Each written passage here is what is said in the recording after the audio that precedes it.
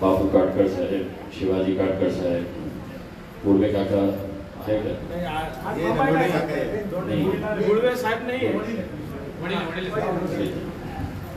आणि इथे उपस्थित सर्व माझे बंधू भगिनींनो, या बाजार सावंगी मधला माझ्या पार्टीचा एका कार्यकर्ता म्हणत होता की साहेब, पहिल्यांदा आम्ही बाजार सावंगीमध्ये असं वातावरण बघितलेलं आहे की सर्व जाती धर्माचे लोक एकत्र येऊन एका राजनैतिक पक्षाच्या एका छोट्याशा कार्यकर्त्यासारखा खासदाराला सगळं या प्रेमाने इथे स्वागत करतो, हे माझ्यासाठी खूप अभिमानाची गोष्ट आहे. मला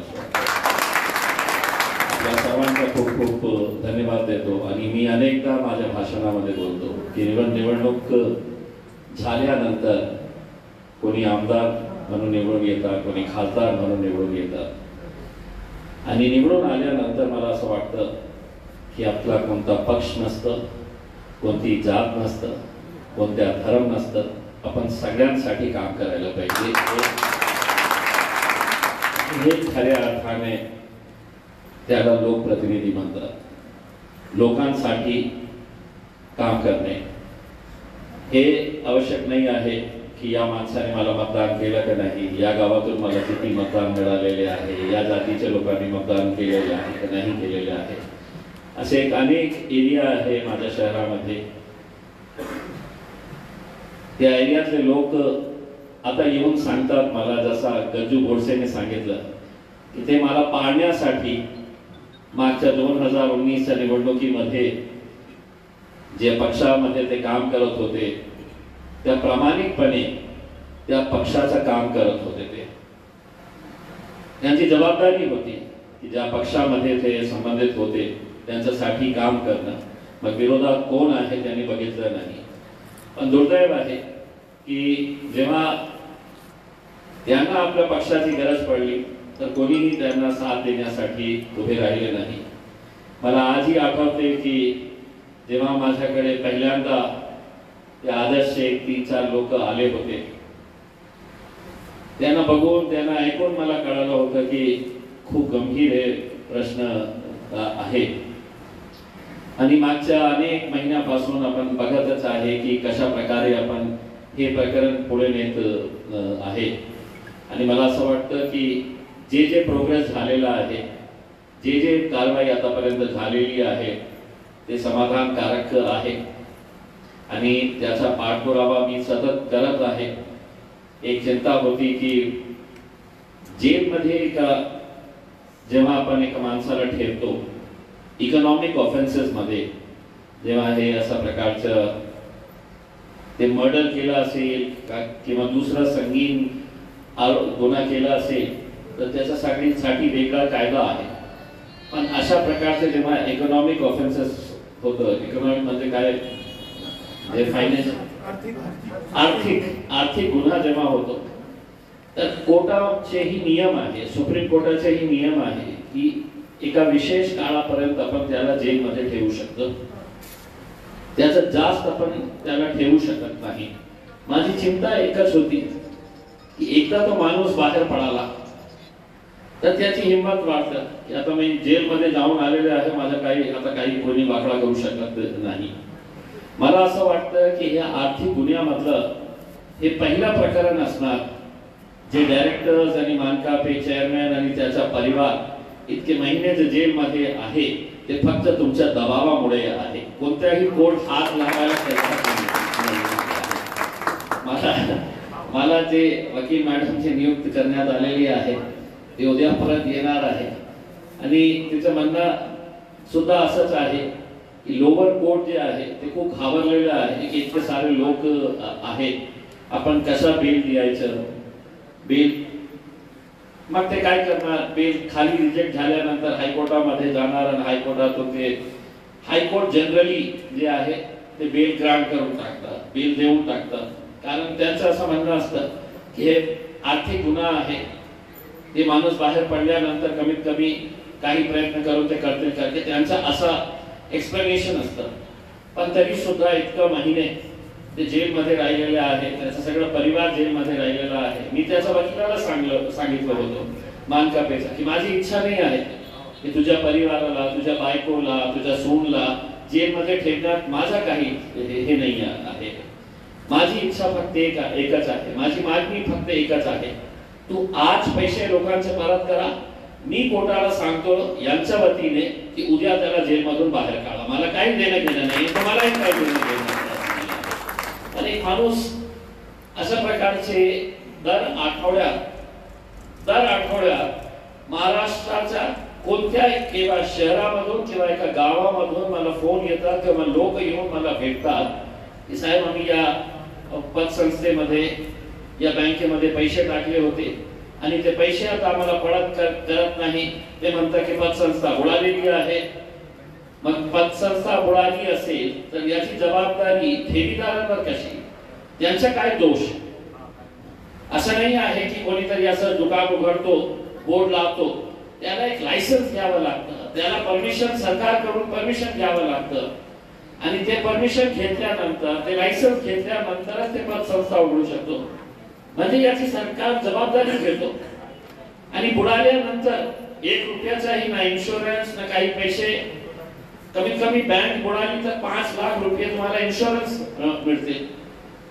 आता ज्या प्रकारे आम्ही हे फॉलोअप करत आहे, आता निवडणूक आल्यामुळे खूप सारे जे आमच्याकडे डिटेल्स आलेले आहेत ते आम्ही त्याचा पाठपुरावा करू शकत नाही, कारण आचारसंहिता लागलेली आहे. मी कोणत्याही सरकारी ऑफिस मध्ये जाऊ शकत नाही आणि गेल्यानंतरही मी माझ्या लेटर हेडवर काही पत्र त्याला देऊ शकत नाही की मला ही जानकारी पाहिजे, कारण आचारसंहिता लागलेली आहे आणि तेही मला उत्तर देणार नाही मी लिहिल्यानंतरही. तर आचारसंहिता संपल्यानंतर पुन्हा एक जोरात, एक ताकदीने आपल्याला याच्या मागे लागायचे आहे. एक गोष्ट खूप वाईट वाटतं की अनेक लोकांचे जेव्हा जे एक पर्सनल एक प्रॉब्लेम्स आपण फेस करत आहे, जसं मी म्हणत आहे, अनेक ठेवीदार आहे, कोणाचे मुलीचं लग्न करायचं आहे, कोणी म्हातारी बाई तिला ऑपरेशन करायचं आहे, तिला आपल्या इलाजसाठी, मेडिकलसाठी पैसे लागत आहे, ते त्यांना मिळत नाही आहे. आचारसंहिता संपल्यानंतर नक्की आपण खूप जोराने सरकारवर, प्रशासनावर आपण प्रेशर टाकणार आहे. पण आपल्याला एक गोष्ट हे पण सांगू इच्छितो आणि एक खरी गोष्ट आहे की मागच्या काही महिन्यामध्ये ज्या प्रकारे तुमचा प्रेम, तुमची ताकद मला जे मिळत आहे, आता हे बघून सर्व राजनैतिक पक्ष जे आहेत ते एकत्र झालेले आहे आणि सगळ्यांचा उद्देश एकच आहे. सगळं ताकद कशासाठी लावणार आहे तर मला पाडण्यासाठी ते लावणार आहे आणि लावत आहे. आता हे त्यांनी ठरवलेले आहे की भाजपला असं वाटतं की शिवसेना जिंकली तरी चालेल पण या माणसाला निवडून येऊ दे नका. शिवसेनेला असं वाटतं की काँग्रेस आणि राष्ट्रवादी आणि दुसरी भाजप जिंकून आली तर चालेल पण या माणसाला आपल्याला पाडायचं आहे. तर सगळ्यांच्या निशाणावर मी आहे. पण त्यांना माहित नाही आहे की कितीही प्रयत्न केले, मला या म्हातारे, या गोरगरीब लोकांचा आशीर्वाद आहे आणि त्या आशीर्वादामुळे मी आजपर्यंत खंबीरपणे उभे राहिलेला आहे. नाहीतर आपल्याला माहित आहे की आजच्या काळामध्ये कशा प्रकारचे एजन्सीचा वापर करण्यात येते, पोलिसांचा वापर करण्यात येते, दमदाटी करून गप बसायला सांगण्यात येतं की कशाला याच्या मागे पडलेले आहे. मला माहित आहे लोकांची ताकद माझ्या सोबत आहे. म्हणून मी प्रामाणिकपणे काही दिवसापूर्वी 1-2 नेत्यांनी, जे कॅन्डिडेट्स आहेत, जे उमेदवार आहेत, त्यांनी सांगितलेले आहे की इम्तियाज जलील उल्लू बनवत आहे हे आदर्श ठेवीदारांना. ते फक्त असंच करत आहे. 2 केसेस झालेले आहे माझ्या आदर्श संबंधित, 2 केसेस पोलिसांनी माझ्यावर ही FIR रजिस्टर केलेली आहे फक्त आदर्श संबंधित. आणि जेव्हा विभागीय आयुक्तकडे आपला मोर्चा गेला होता आणि आमची शेरनी मी कसं जम्प केली होती, त्यावेळी मला पण दुखापत झाली होती. मला पण हॉस्पिटलमध्ये ऍडमिट करण्यात आलं होतं. त्यावेळी गज्जू बोरसे मला हॉस्पिटलमध्ये बघायला आले होते. मी कोणालाही सांगितलं नाही होते की माझी एकही फोटो बाहेर जायला नको, कारण आपण सगळ्या लोकांनी मिळून एक आंदोलन यशस्वी केलं होतं आणि आज मी आपल्याला सांगतो की मंत्रालय असू द्या किंवा पोलीस डिपार्टमेंट असू द्या किंवा DDR ऑफिस असू द्या, म्हणजे ते मला असं वाटतं की मुख्यमंत्र्यांना इतका घाबरत नाही जितका मला घाबरते. आणि त्यांनाही हे माहित आहे की आपण कशा ना कशा काहीतरी करू आणि हे आदर्श जे मुद्दा आहे ते आपण सेटल करू, नाहीतर हे माणूस आपल्याला सोडणार नाही. तो त्यांना माहित आहे.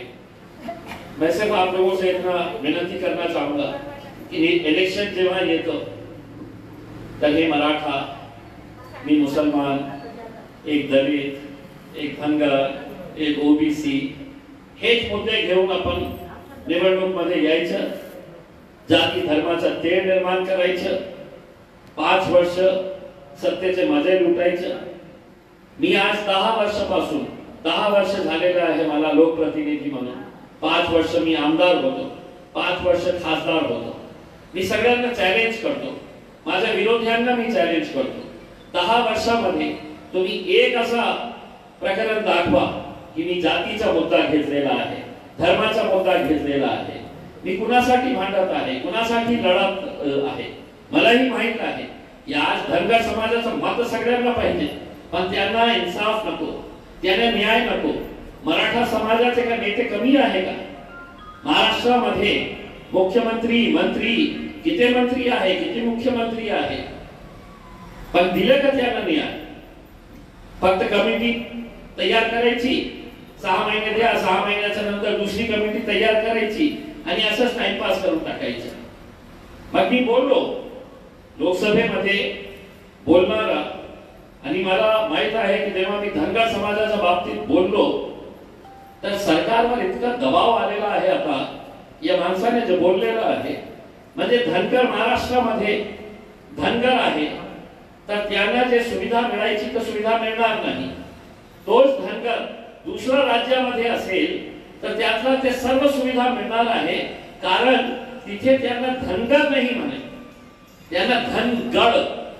फक्त असा उच्चारण करण्यामध्ये जो फरक आलेला आहे की हे धनगर महाराष्ट्राचा आहे तर त्याला काही सुविधा नाही, पण हे दुसऱ्या राज्यामध्ये गेलं तर त्याचं नाव होतं धनगड, आणि धनगड आलं की त्याला सगळं सुविधा मिळणार. आज मला आनंद आहे की कमीत कमी मी मुद्दा उचलल्यानंतर काहीतरी त्याच्यामध्ये पाठपुरावा होत आहे, त्याच्यामध्ये प्रेशर बिल्डअप होत आहे. कारण सगळं राजनेत्यांना समजलेलं आहे की बाबा आता आपण लोकांसाठी काम केलं नाही तर काय होणार आहे. हे गज्जू गोडसेंनी प्रत्यक्ष आपल्याला सांगितलेले आहे. इतकं वर्ष एका पक्षामध्ये प्रामाणिकपणे काम केल्यानंतर अरे सगळ्यांचा सोडा गज्जू ये माझा, मी सांगतो त्याला की हे माझा कार्यकर्ता आहे, त्याचं काम करून टाका. कमीत कमी त्यांनी तसं करायला पाहिजे होतं. दुसऱ्या लोकांचा सोडा. जेव्हा हे प्रकरण माझ्याकडे आलं होतं, मला आजही माहित आहे की एक मोठा माणूस माझ्याकडे आला होता आणि त्यांनी सांगितलं होतं कि साहब अगर आपके कुछ खरीद के लोग होंगे तो उनकी लिस्ट बना के दे दो, हम उनका सेटलमेंट करवा देते हैं. म्हणजे त्यांचा बोलण्याचा अर्थ होता की तुमचे कोणी जवळचे असेल ठेवीदार तर त्यांचं नाव आम्हाला द्या, आम्ही त्यांचा सेटलमेंट करतो. मी म्हटलं हो, माझे जवळचे काही लोक आहे, आणि मी त्यांना म्हटलं की जे 62,000 ठेवीदार आहे ते सगळे माझे जवळचे आहेत, ते सगळे लोक माझ्या जवळचे आहेत, माझे कोणीही नाही. आणि आज जेव्हा लोक म्हणतात की हे मी कशासाठी करत होतं, मी जेव्हा हे मुद्दा उचलला मला माहिती नाही होतं की आदर्श मध्ये कोणत्या जातीचे किती लोक आहे, कोणत्या धर्माचे किती लोक आहे. मी एकदाही कधी विचार केला नाही याच्या बाबतीत. गोरगरीब आहे, आज त्यांना कोणीतरी मदत करण्याची आवश्यकता आहे. नाहीतर मला माहित आहे की किती लोकांनी आजपर्यंत आपला जीव दिला असता, आत्महत्या केली असती. पण मी अनेक वेळा हे सांगितलेलं आहे, तुम्हाला लढायचं आहे हे मनातून काढून टाका. आपण ज्या जगामध्ये जगात आहे आपल्याला आपल्या हक्कासाठी लढायला पाहिजे. मरण्यासाठी आपण इथे आलेलो नाही. कशासाठी आपल्याला मरायचे आहे? एका माणसाने 2-4 माणसांनी मिळून आपल्याला हे असं त्रास दिला असेल तर त्याला आपण कसा सगळं मिळून त्रास देऊ शकतो याच्या बाबतीत विचार करण्याची गरज आहे. कधी त्यांनी मानकापेच्या मनात पण आलं नसेल की या मला कोणी हात लावतील का, कारण मला नंतर कळालं या माणसाचे किती मोठे कनेक्शन्स आहे, काय काय त्यांचे मोठे मोठे पुढाऱ्यांशी संबंध आहे. पण एकदा जनता रस्त्यावर आल्यानंतर सगळी मोठी ताकद तिथे उभे राहतं आणि म्हणून ते जेलमध्ये गेलेले आहे. आता मी दोनदा त्यांना एक मेसेज पाठवलेला आहे की तुझ्याकडे काही लपून छुपून तुझ्याकडे काही प्रॉपर्टी गेली असेल, काही ज्वेलरी असेल, तुझी सोने चांदी जमा केले असेल ते विका, लवकर विका, नाहीतर तुझी जागा कुठे आहे तुला हे माहित आहे. आणि जेलमध्ये मला एक असा छोट्या मोठ्या केस मध्ये एक माणूस गेला होता, ते त्याला जेलमध्ये भेटला आणि जेलमध्ये भेटला तर ते बाहेर एकदा मला भेटला आणि त्याने सांगितलं कि साहब मैं जेल गया था, मैं भी था उसमें, मेरे को 3 दिन के लिए जेल, मैंने आपके वो आदमी से मिला, मेरा कौन सा आदमी है जेल में मेरा कौन सा आदमी है, तो बोले वो आपने वो बैंक का करे नहीं क्या हो, तो मैं बोला कौन से, अच्छा पद संस्था वाला, तो मैं बोला हाँ बोले मानता है साहब वो हो गया है बोले. तो मैं उसको समझा रहा था, उसने मेरे को ये बताया, मैंने उसको ऐसा समझाया, अरे तू समझ जा वो बहुत खतरनाक खासदार है, वो छोड़ेगा नहीं तेरे को, उसका जल्दी से सेटलमेंट करना है. तर मी आपल्याला पुन्हा एक आश्वासन देतो, निवडणूक येते जाते, पण आज मी लोकांना काय सांगतो की माझ्यापेक्षा कोणी जास्त शिकलेला असेल, माझ्यापेक्षा कोणी जास्त चांगल्या रीतीने आपला मुद्दा लोकसभेत मांडण्याची क्षमता त्याच्यामध्ये असेल, तो माझ्यापेक्षा इंटेलिजंट असेल तर कृपा करून त्याला मतदान करा, मला नको मतदान करा, पण फक्त जाती धर्माच्या आणि मजहबच्या नावाने मतदान करू नका.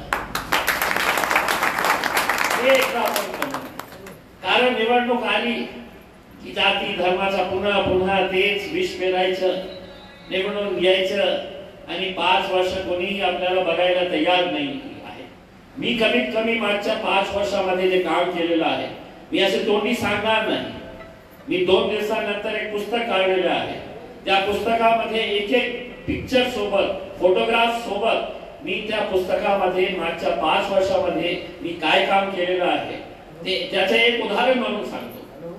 माझ्या शहरामध्ये जेव्हा एका नेत्याचा, गज्जू बोरसे साहेब जे पार्टीमध्ये होते ना, त्यांचे दिवंगत नेत्याचा, महान नेता होते, लोकनेते होते, त्याच्यामध्ये काही दुमत नाही, पण त्यांच्या स्मारकासाठी 7 एकर जागा सरकारने दिली होती.